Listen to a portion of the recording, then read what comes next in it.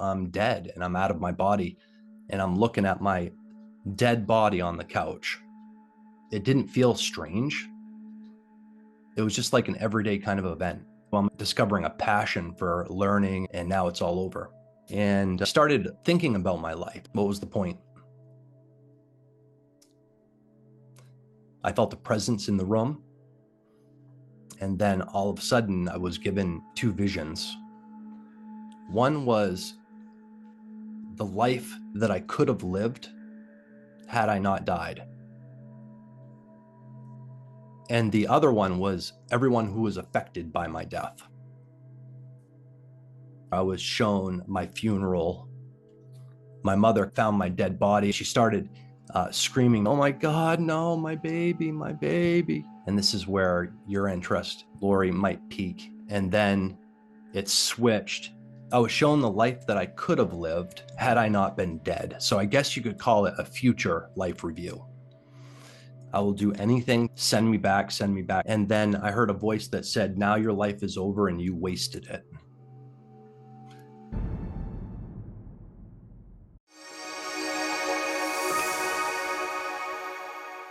Still have questions? Well, join me live for Wake Up Wednesdays at 5 p.m. Pacific, 6 p.m. Mountain, 7 p.m. Central, and 8 p.m. Eastern. I'll answer your questions, and you might see a familiar face. Together, we're waking up the collective. Thank you for watching.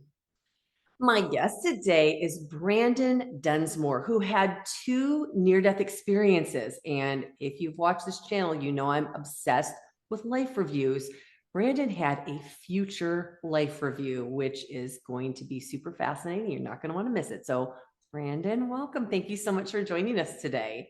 Hey, thanks for having me. I'm happy to be here. Oh, I'm so happy to talk to you. It's going to be a great conversation. And you had some pretty unique experiences. And in your first NDE, although it was short, it was very life-changing for you. So why don't we start with what happened in your first NDE? Okay, I'm assuming that you're talking about the one where I was in a fight when I was Yes. 21. So, Yeah. I think you were kicked in the head, if I remember correctly. yeah, I was kicked in the head 3 times by a guy. He had a lot of martial arts training and kicked me in the head 3 times with steel-toed boots. And I went to the doctor the next day, and he said that that last kick, if he had had like 3 more pounds of pressure behind the last kick, it would have gone into my brain and I would have been dead. But um, so what ended up happening was like I was drinking that night, and we were having an argument. It was about a lady that we were both interested in, and um, me drinking, saying, mouthing off. We ended up getting into a fight, and I kept standing up. I was like, he'd knock me down and I'd stand back up stubborn. Um, and then finally he just knocked me out. And what happened was when he knocked me out, it was just total blackness, like a void where there was just absolutely nothing. And yet I was there, which it all has always kind of made me wonder, is nothing actually something, right? But there I am, there's nothing, total blackout. And this was the beginning of, I guess you could say, my first awakening, where I started questioning different beliefs about myself. Up to that point, I believed that I was stupid. I was going nowhere in life. I was basically a loser who, I dropped out of school in the 9th grade, um, worked a few dead end jobs, and just kind of accepted that my life was going nowhere. But this really caused me to start questioning different beliefs about myself. Am I really stupid? And are these things actually true, or are they just, things that I've come to believe about myself just on autopilot? Yeah, I totally understand that. Wow.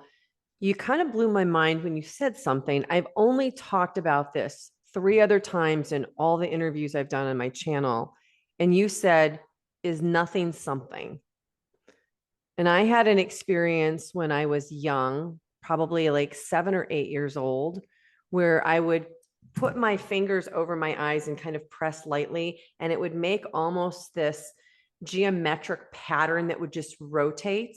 And I would have this reoccurring thought when I did it every Hmm. time. What if there's nothing? Nothing is something, over and over again. And I wondered, as I've gotten older and I've come into this spirituality and into this journey that I'm on, was it a breadcrumb to help me Hmm. remember what we truly are? And here you are saying nothing is something. So tell me what you kind of feel that is now with your hindsight and your wisdom that you've had to integrate into these experiences. About nothing. Yeah. Um, it seems to me that nothing doesn't actually exist. That it's kind of a figment of our imagination, because like people will say, oh, they die and there's nothing. Well, there's got to be something, because they knew that there was nothing. You know what I mean? Like, um, but on the other hand, have you ever seen the movie The Neverending Story? Yes. Not for a long time, but yeah. Yeah, an old 80s fantasy movie. But in that movie, I love to talk about this movie. In that movie, the main the evil force in that movie is called the Nothing. I didn't And remember that. do you remember that? I did not remember No. that. Well, the Nothing had a beast that was working for it, and it was like a wolf. And that was like the main like evil protagonist in the movie. But the Nothing was destroying Fantasia, and what the Nothing, what it boils down to is that it's meaninglessness. That's what nothing actually is, and that's what's destroying Fantasia, is this meaninglessness or purposelessness, um, lack, like maybe like a mechanistic kind of view of reality, where there's nothing more in the universe or to the universe than what science can explain, that kind of thing. Just a bunch of atoms, chaos. It's all by chance. There's no meaning in the universe, and that's the Nothing. Well, this is interesting because you said that and it made me be curious about this for you. Do you think for you, the reason you experienced that nothingness, that void, was because it was a reset so that you could examine some of these beliefs that you had about yourself? I think so. It put me on the path, a long path of. So I dropped out of school in the ninth grade. I hated school. I didn't get along with the teachers, the students. After that fight, I decided to test this idea. Like, I was made fun of, bullied horrendously in school. Decided to test this belief about myself. Am I really stupid? So I went back to school, got my GED, discovered that I love to learn, went to college, got an associate's degree. And then I went to a program called Exploring Transfer through the community college to Vassar, where I got a 4.0 over a summer program. I took 2 full Vassar courses over a 6-week period and aced both courses. And then I won a full scholarship. And then Doesn't sound like stupid to me. I went there and graduated from philosophy. So was I stupid? I guess not. So that taught me, that we can believe things about ourselves that aren't actually true. And yet we might think that they're true, but they're not.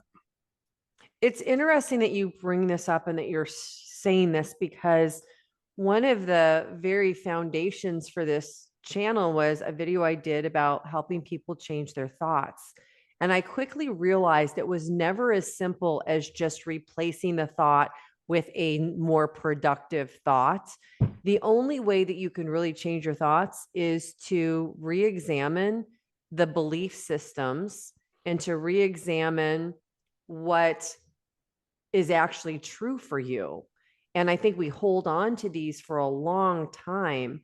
But when you get new information, then it's easier to change the perception so that you can then affect the thought that's no longer serving you, which Like seems like gathering exactly evidence. what you did. Mm-hmm. Yeah, gathering evidence, I felt like almost like a scientist. Like, I'm going to Hmm. test this. And then, okay, I did well there. So maybe this belief isn't true. I'm going to keep going. And then it ultimately led to discovering a passion for learning and self-development. Um, but say more about like the gathering evidence part. Is that what you mean? Like, Yeah. So you challenged the belief and then you had to go out there and do something. So I guess I'll do a belief. I think a lot of people, when they're first starting their spiritual journey, they're trying to decide, is death the end? And so what do? Not everybody is having a near death experience, but you can go and watch somebody who's had an experience and then you can take in information. mhm, And sometimes those stories resonate, like not necessarily in the brain, but maybe in the heart. yeah, And then that helps them to change that perception. And then they gather enough evidence, like what you talked about, and then it flips the belief. And then they let go of that fear of death because it's been replaced with evidence that is sufficient to them that that belief isn't serving them, holding them back in fear, or whatever it is. And you could apply that to so many things, I think. yeah.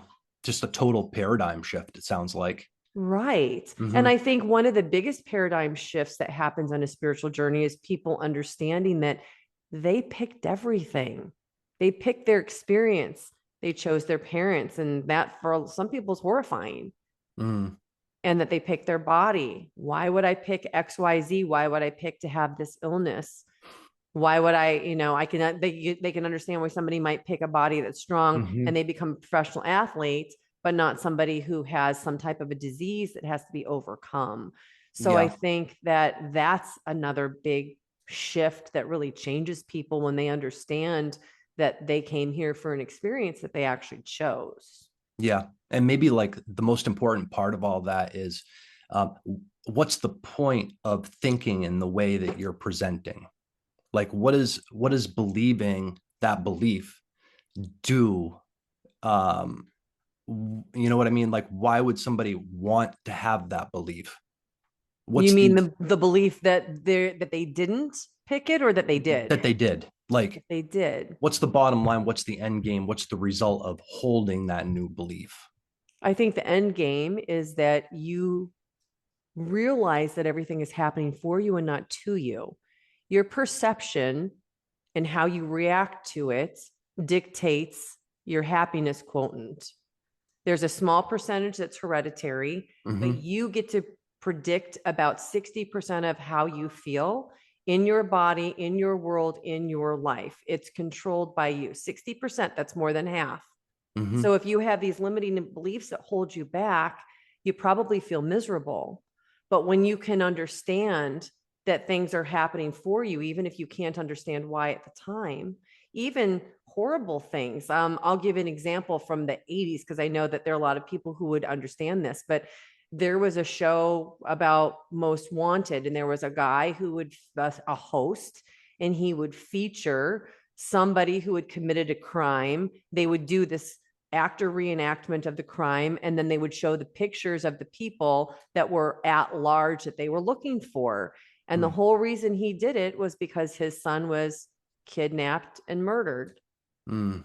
And so it caused him to create something because he was trying to alleviate pain for other people, trying to solve a problem. And he Hmm. created a show that didn't exist. I don't even know how many people that they brought in through the community that would watch that and call those 800 numbers and Right. identify somebody, and they'd be caught for a crime that they were outstanding for. So sometimes even the worst moments can become the best. And if everybody watching can think about, what is the event in my life that I would say is the worst thing that ever happened to me? Like, how can Hmm. you turn that around to be the best thing that ever happened to you? Like, how Yes. can you, Hmm. then your life changes and you become happier, more joyful when you don't feel like everybody's out to get you. You're living from a place of love and not a place of fear, depression, sadness, helplessness, Hmm.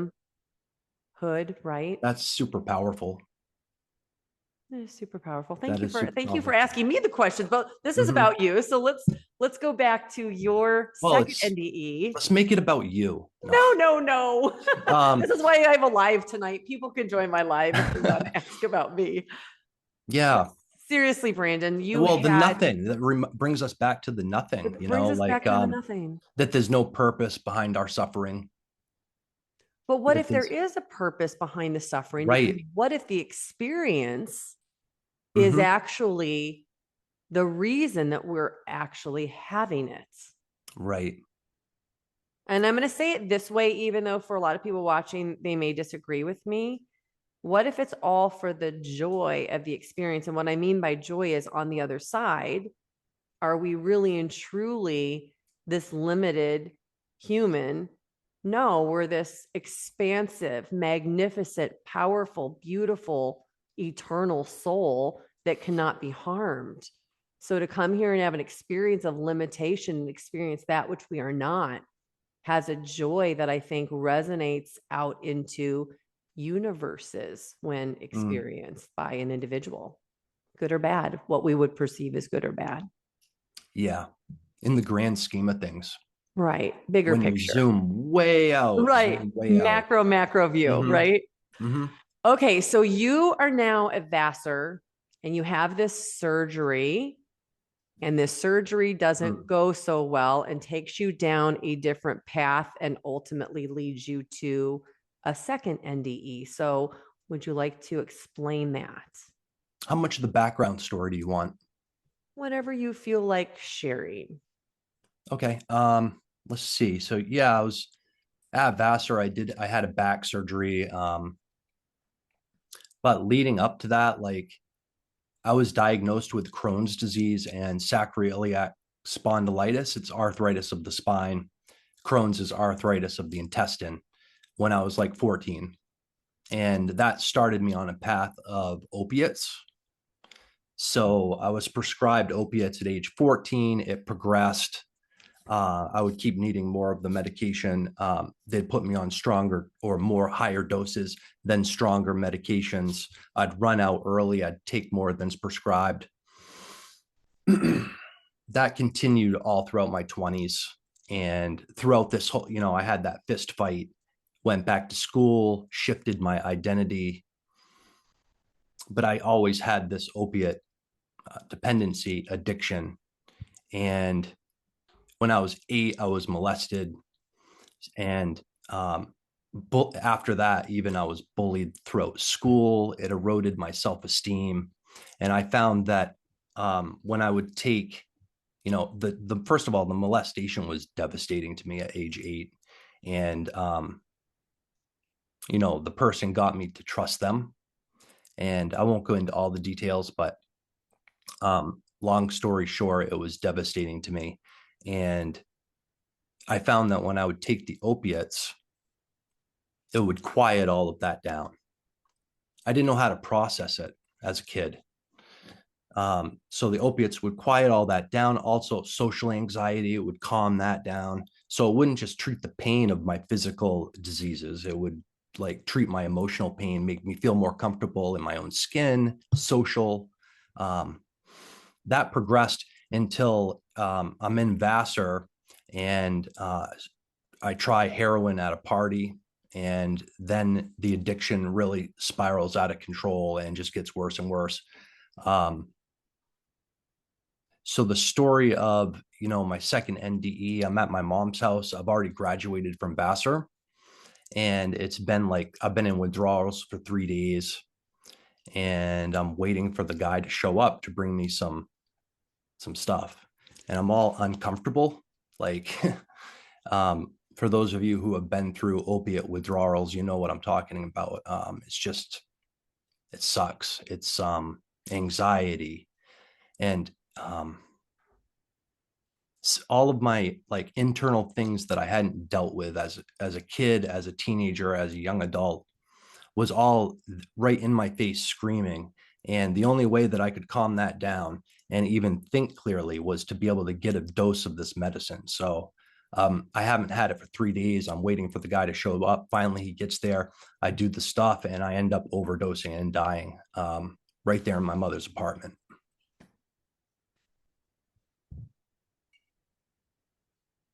Is that too much detail? No, I'm no, trying to you're make good. it, You're trying to fine. like summarize it up Yeah, no, without all going into good. every little nook and cranny. But yeah, the guy leaves the house. I'm relieved. I finally have the stuff, and then I do it. I feel relief. All the stress evaporates, and next thing I know, I'm dead and I'm out of my body, and I'm looking at my dead body on the couch, just standing there looking at myself. And it's funny because it didn't feel strange. It was just like an everyday kind of event. Uh, isn't that weird? Crazy. Yes. Mm, yeah, it was like it didn't seem strange. It was just, yeah, I'm dead. It's just a very, just a fact of life. But I started thinking about my life when I was dead. I was looking at my body. It wasn't strange. It wasn't out of the ordinary to me for some odd reason. And started thinking about my life. What was the purpose of it all? Why was I, why did I go through all that stuff? Why was I molested? Why was I bullied? Why was I in that fist fight? And I found a passion for learning, went to school, went on this long educational journey, and now it's all over. What was the point? And that's when I felt the presence in the room, and it was there. It was watching me. You know how like if somebody's behind you and they're watching you, you can kind of feel that somebody's watching you. It was like that. I turned around, nothing there.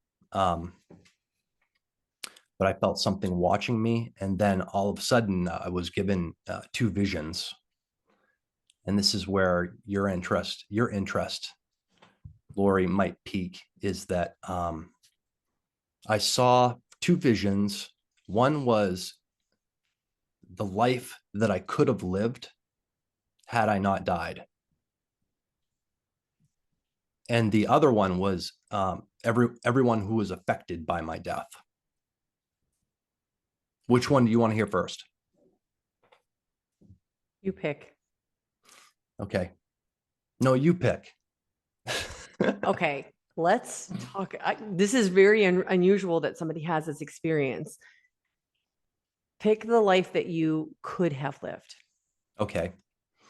So I was shown the life that I could have lived had I not been dead. So I guess you could call it a future life review. I was shown all the people that I could have made friends with, the experiences that I could have had, the experience of becoming a father, the experience of becoming financially independent, the experience of a marriage, of having joyful times and activities with family, and then all of the people that I could have helped, all of the people that I could have made friends with, people that I could have helped, the joy that I could have helped to bring into people's lives. And it was very real. It was one after another, after another, after another, after another. And then it switched. And then it was the second vision where I was shown my funeral, the people at the funeral, the conversations on telephones, like between family members, what friends were saying about me. And then the part that stands out the most and that was shocked me was my mother coming into the apartment, because I was raised as a Jehovah's Witness, and she was out in field ministry when I was in her apartment getting the drugs. She came in the apartment after coming home from being out in service and found my dead body. It was all discolored, pus running out of my mouth. And she started screaming, "My baby, my baby, my baby, no, my baby, my baby, my baby. Oh my God, no, my baby, my baby." Wow, that's emotional. Like you just brought tears to my eyes saying that. Like that's just like could imagine as a mother, like what a horrible thing to see. Mm-hmm. Yeah. And I could see her thoughts and her feelings. And she had these images of like making cookies with me.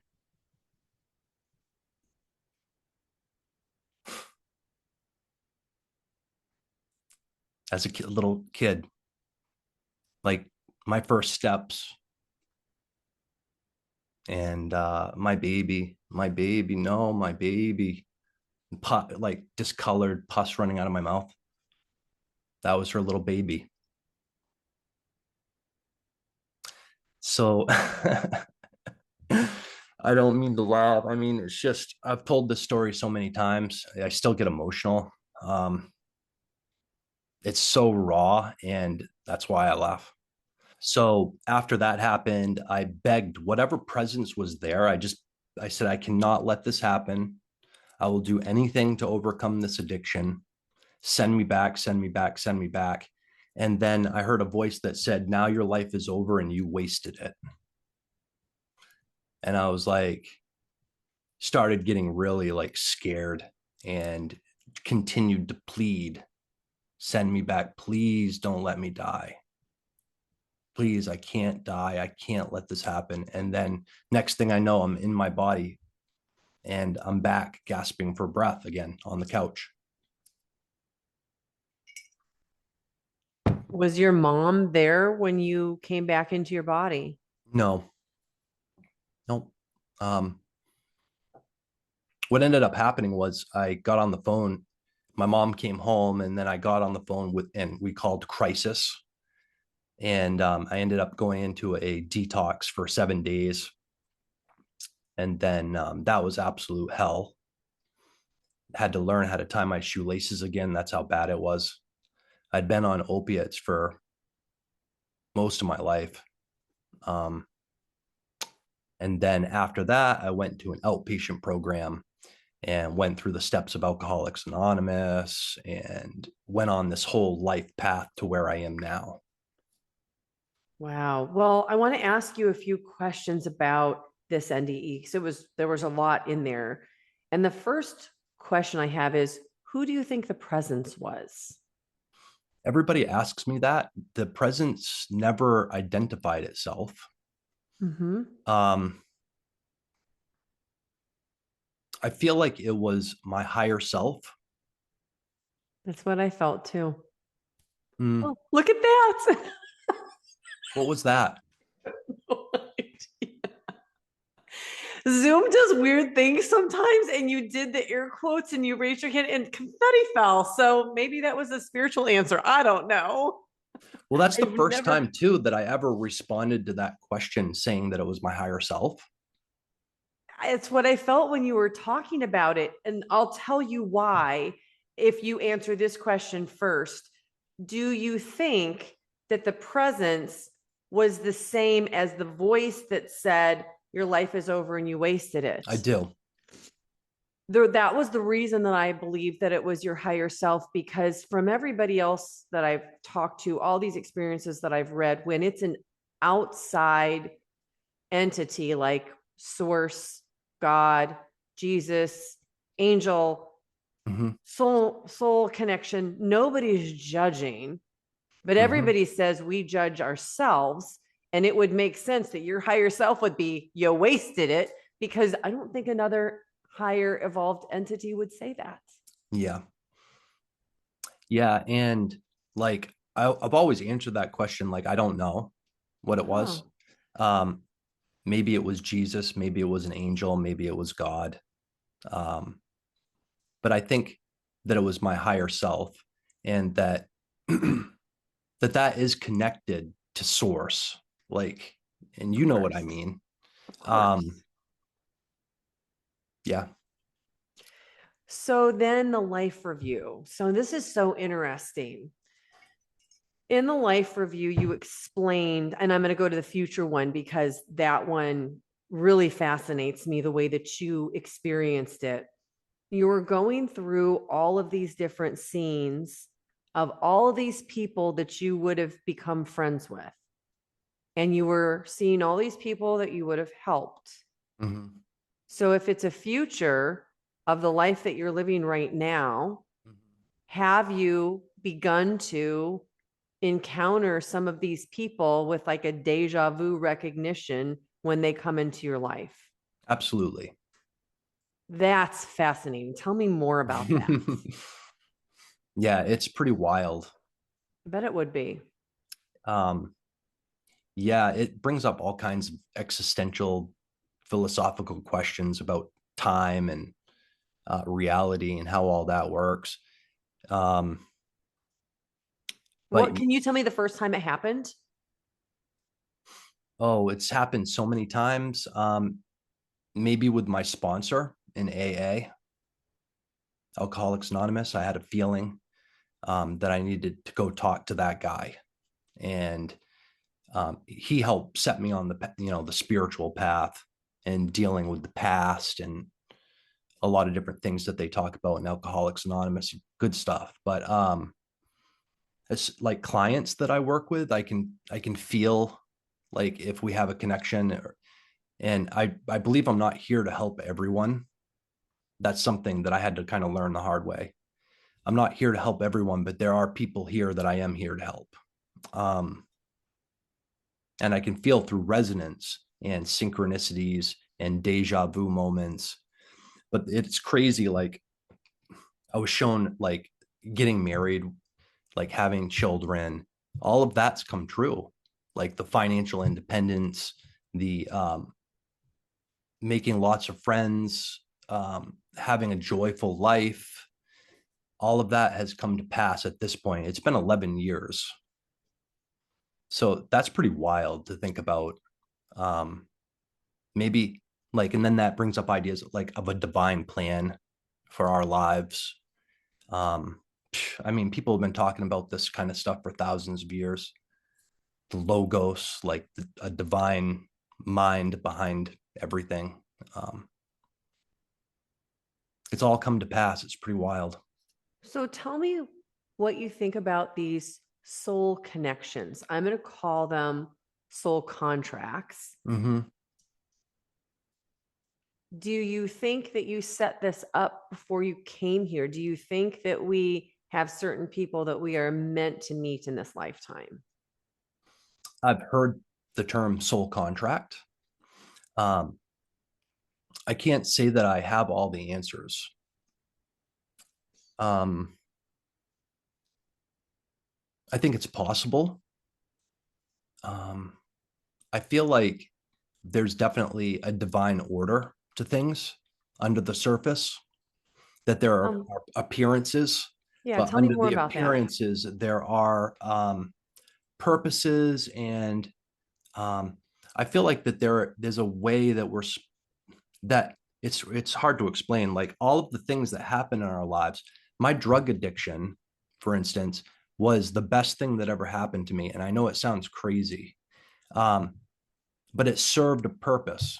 Like now, and even the molestation, um, and this is a kind of a bitter pill to swallow, and it's a hard thing to wrap your mind around. But through that, I learned how to forgive people who have committed the most atrocious um, violence to, you know what I mean? Like I've learned forgiveness. I've learned how to heal. And it's like, and then the drug addiction, how to break free from addictions. It's all served a higher purpose because now it's all being put to work to like help other people and to live my life to the fullest extent possible. Well, then you've just circled back to what we talked about kind of in the very beginning, which is that everything is happening for you. And if you could take the worst day and you could understand that that was in some way that you couldn't understand something that was serving you, you also then said that you got married, you had children, you began coaching people and helping people, you began seeing all these people coming into your lives, you had financial independence. So I'm going to guess from what you've said that you like your life, you love, maybe are even in love with your life. And Branden, you couldn't be in this place where you are right now without every single thing that happened to you, without every single interaction, and not just you, but everybody watching. And so Mm-hmm. if that's the case, then everything that happens And it might be harder for people who are in a place where they say that they don't like their lives or they're not happy where they are. It's a lot easier to say this when you're in a place where you feel like you're in love with your life. Right. But I think that when you understand that these things are happening for you, it's easier to Hmm. fall in love with your life. Yeah, What do you have to say about that? What do you think about that? I think it's true. And like, that doesn't mean that pain isn't real. Right. That doesn't mean that, people aren't suffering. It doesn't diminish a person's experience. You know what I mean? Like, everybody's allowed to have their own experience, and people know their lives a lot better than I do. Like, you know what I mean? I can make judgments from my own experience, but not necessarily project that onto others. Um, but I think that there's a lot of truth to it. Let's talk a little bit about the thoughts because we touched on that before, but I thought it was fascinating that during your review of your life where you were seeing how things were going to be had you not been able to come back, that you were able to see your mother's thoughts. Mm, And I think it seems that when you saw that, it affected you even from that other place. Did that influence your wanting to come back? yeah, absolutely. I didn't want to be responsible for causing that kind of pain. And my mother had been there for me. She raised me. She was a single mother. Um, Blood, sweat, and tears she put into this relationship. And I didn't want to be responsible for her pain. I could feel it. So I think that gave me a lot of strength to fight, to break free of the addiction. And also, like, your life is over and you wasted it. Like, that was a kick in the stomach. And it was something that I needed to hear, because it put me on a track of, I need to, like, come up with a solution to this. Like, I just can't keep going living the way that I'm living. And I don't want to be responsible for causing this much havoc and grief in people's lives. I need to find a way to turn things around. And I did. And it gave me the strength and the motivation, to push. Wow, that's absolutely incredible. Based on what you've now had to assimilate with this experience, what do you think about thoughts? Like, have you put much consideration into what thoughts are and the importance of thoughts? Have I thought much about thoughts? Yeah, have you thought much about thoughts? I was trying to avoid saying it that way. I have. I did a degree in philosophy at Vassar, so this kind of stuff just kind of fascinates me, and I think about this stuff late at night. Can't sleep. Yeah, negative thoughts. I help clients deal with that. There's different techniques. It didn't come easy. Like, getting to where I am now wasn't an easy process. After that NDE, there were so many negative thoughts in my life about myself, about the world, of all these resentments, like self-esteem issues. All of that had to be unraveled, and it hasn't been an easy ride. It's taken consistency. It's taken a refusal to give up. There's been a lot of people along the way that have helped me in the process. But did you have a specific question about thinking? No, I was just really more curious about you had such an unusual experience where you got to experience somebody else's thoughts. Mm, And I think thoughts are so powerful, and your mother's thoughts were powerful enough without her saying a word to mm-hmm. bring you back. And it just reminded me of the power of our thoughts. And I think it kind of ties in a little bit to what I know about the telepathy tapes, which I've talked about a lot on this show, where these autistic nonverbal kids, it's been proven that they're telepathically communicating with friends, parents, loved Mm-hmm. ones, other people like them across the world. And I Mm-hmm. think that it's not very long in the future before the average person is also Yeah. able to telepathically communicate. And we better clean up our thoughts if that's going to Mhm. happen. Yeah. Yeah. I think we're all probably telepathic on some level, that we have extra sensory abilities. All Well, of right. us. You named it right from the beginning, because even in your NDE, what did you experience? Somebody behind you looking at you, and Mm, you described something that I know every single person has experienced in their life. And that is that feeling that you are being looked at. You don't see the person looking at you. You just know somebody's looking at you, and you do a quick glance around and it's confirmed every time. And mm-hmm, that's a telepathic communication. You felt something, mm-hmm. Yeah. an energy reception, I guess. You Mm-hmm. felt something. Definitely. And there's been different telepathic communications that have happened throughout my life too, especially after this event. Um, You want to share a few? well, just like um, there's been times where I've heard other people's thoughts, and I know what people are thinking somehow. It's mysterious, but I mean, it seems like a natural ability that I think we all have. It's like sight or hearing or smelling or anything. It's just something that we don't understand fully at the moment. So I don't think it's really that weird. Uh, Not at all, especially not for somebody having an NDE. mm, yeah. And what I mean by that is it's very rare that I speak to somebody who doesn't come back from their NDE unchanged. Usually they affect electronics. They can't wear a watch anymore. They're more sensitive, like you said, to understanding other people's thoughts and Hmm. communication. They sometimes become more psychic, more able to connect with the spirits that are on the other side, hearing their guides, all those things. Did you have some of those that popped up that weren't there before? Like powers. Yeah, you can call it powers, abilities. Yeah. Yeah, I feel like on some level, I'm just an ordinary guy. On another level, it's like I'm almost like a shaman. Okay. Explain Um, that. Explain that. That's really like I have fascinating. dreams that come to Prophetic me. dreams. Yeah, I knew that COVID was going to hit before COVID hit. Um, I just knew, and told other people about it, and then it happened.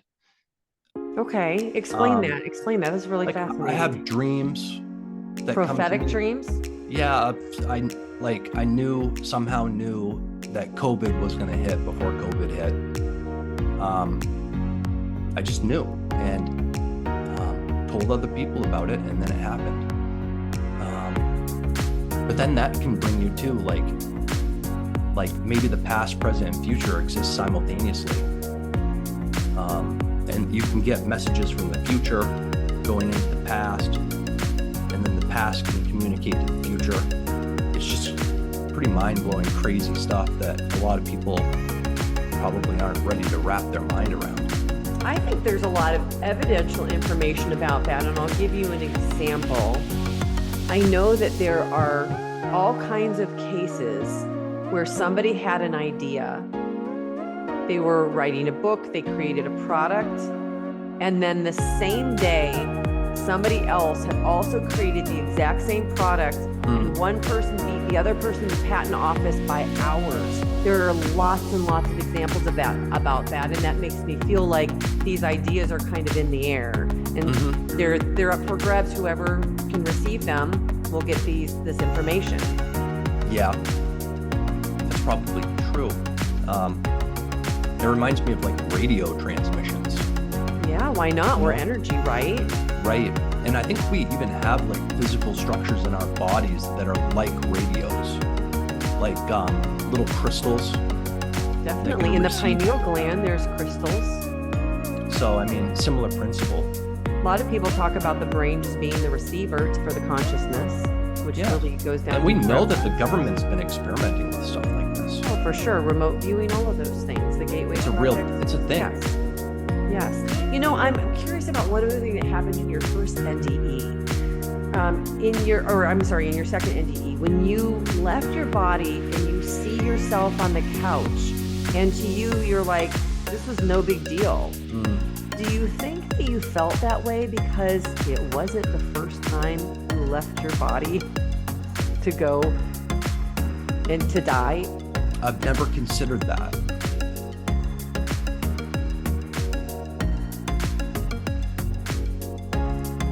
Do you have an insight that you think maybe is the case?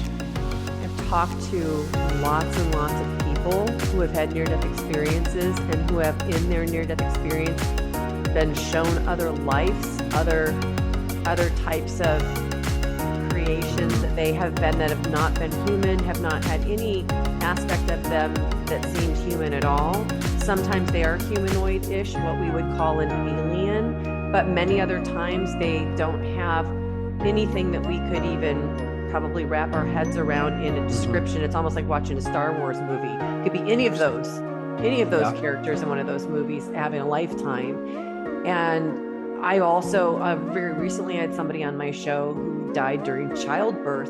And as she was dying and having her near-death experience, she was shown lifetime after lifetime after lifetime where she had been on Earth, had experienced childbirth, and had died during it. Wow. Multiples. So very common, I think, for people to have a sense that this was not the only time I died. Yeah, that's possible. Definitely. Like a year ago or so, I had an experience during a meditation I was doing of going down into the center of the earth, and I had a house down there and everything. And I met like another version of myself who showed me like that there were all of these different versions of myself throughout history, and that I'm part of like this certain kind of soul group. That And makes a lot of sense. Can you explain that a little bit more about the soul group, what you feel like you understand about it? it was like different people who had kind of the same mission here on earth, which was learning about the forgiveness and about these different secrets that they're meant to share with humanity so that humanity can enter its next phase of evolution. Do you have any sense of how large a soul group like this would be? No, I Super just felt that there was a fascinating. group of people, and I looked different, but it was very strange. I was shown different lifetimes that I'd lived in this meditation, but I'm not an expert in this field. These are just some experiences that I've had. It is interesting. It really is. Well, I would imagine that people who are watching are just chomping at the bit to connect with you. And I know you do a few really cool things. So why don't you explain how people can connect with you and how they can work with you? Okay. So you can look me up. I'm pretty active on Facebook. You can shoot me a friend request or just shoot me a private message. My name is Branden Densmore, Brandendensmore. I also have a free ebook called the Quantum Forgiveness Starter Kit. I love And that. yeah, it's helping a lot of people. People have used it. They're saying good things. The Quantum Forgiveness Starter Kit, you can get that right on my personal Facebook page. Also, you can set up free discovery calls where we can talk and get to know each other better, see if we're a good match to work together. Possibly, I offer coaching sessions. My email is coachbrandendensmore@gmail.com. And I did want to like mention something that I'm learning recently. I don't know how much time we have. What time is it? Doesn't matter. I don't care. Okay. It's time to hear another story from Branden. That's what time it is. So recently, like I had a show drop on November 11th. 11/11. Yeah, it was on 11/11, and which is pretty crazy. Synchronicity. I'd been waiting a year for the show to come out, and it finally dropped. And in that show, I had talked about like some details from the molestation, things that I hadn't talked about with anyone ever in my life. And when I was listening to it back, I started crying, and it hit a nerve. And like the next day, I had a dream of a kid holding up a big giant tarot card, and it was the Three of Swords. And if you look up the Three of Swords tarot card, you'll know that it's a picture of a heart with like three swords stuck through it. And it's the symbol of like sorrow and heartache and stuff like that. I woke up from that dream and immediately saw myself as a little kid. And I was curled up in the fetal position, crying. And instinctively, I just went up to the child and like hugged myself and said, I know you're in a lot of pain and it's all going to be okay. You're going to be okay. I know you're in a lot of pain and it's going to be okay. And then that set me on this whole thing of like trauma recovery. There was a part of me that had spiritual experiences, like developmental milestones since my NDE, going through Alcoholics Anonymous, forgiveness, all facing fears, all of the stuff that I had done for 10 years. But there was still a part of me that was underneath it all. There was like a deeper layer that needed to be healed. And I came across this scripture. It's Philippians 4:7. And it says something to the effect of the peace of God, which excels all understanding, goes beyond all understanding, will guard your heart and mind in Christ Jesus. But the interesting thing in that scripture is that word guard, I found out, was actually a military expression. And it means that the guards in like the city of Jerusalem, the people could sleep at night in peace because they knew that the city was guarded. The peace of God that excels, goes beyond all understanding, will guard your heart and mind like a sentinel, like a soldier stationed at the gates. And it's not so when with this trauma recovery thing that I've been going through recently, peace of mind, freedom of